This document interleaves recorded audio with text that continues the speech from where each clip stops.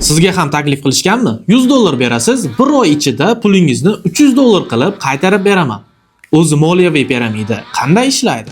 20-asr boshlari qimorda yutqizib qo'ygan Charles Ponzi hissasidagi 2,5 dollar bilan Amerikaga yo'l oladi. Qahramonimiz amerikalik insonlarga ajoyib taklif bilan chiqdi. Unga pulingizni berasiz va 45 kunda 50% ga ko'paytirib beradi. Bir necha kunlardan so'ng qo'lida chamadon va tugunlari bilan eshik oldida ochritlar paydo bo'ladi. Insonlar umr davomida yiqqan pullarini Ponziga olib keladi. Odamlar bu pullarni qanday qilib ko'paytiryapsan deyishsa, u pochta kuponlarini boshqa joydan arzonroq olib, ikkinchi joyda esa qimmatroq sotishini aytadi. Aslida esa unday emas. Uning taktikasi shunday ediki, birinchi insonni pulini ikkinchisidan, ikkinchisini esa uchinchisini hisobidan to'lar edi. Bu usulning nomi piramida edi. Pul shunchalik ko'paygandan uni qayerga solishni bilmasdan axlat qutilariga ham tashlashar edi. Shu tariqa bir necha oylardan so'ng u multimillionerga aylandi. Faqatgina bu strategiyani bitta qat'iy qoidasi bor. Pul kelishni to'xtagan kuni hamma narsa qulaydi. 1920-yilning avgust kuni xuddi shunday bo'ladi. Odamlar bor butidan ayrildi. Ponzi esa qamoqqa ketdi. Lekin tarixda Ponzi sxemasi nomi bilan abadiy qoldi. O'zbekistonda ham xuddi shu kabi sxemada ishlaydigan kompaniyalar paydo bo'lib qolgan. Agar sizga ham xuddi shu kabi pulingizni 2 barobar qilib qaytarib beraman deyishayotgan bo'lsa, nima qilardingiz?